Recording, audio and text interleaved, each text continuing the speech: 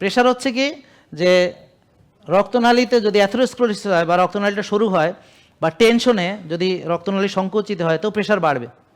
তারপরে সুগার যাদের বেশি, ডায়াবেটিস, তাহলে বেশি চিনি, বলেন চিনি, লবণ ধরে, লবণ পানি ধরে, ব্লাডের ভলিউম বাড়ে, রক্তচাপ বাড়ে।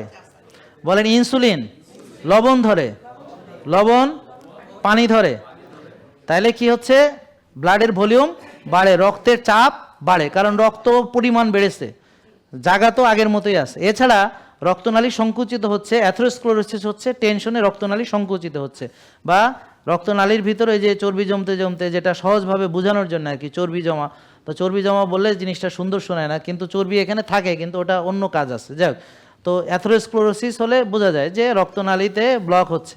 জেকে লাইফস্টাইল লিমিটেড, ওষুধ মুক্ত সুস্থ জীবন।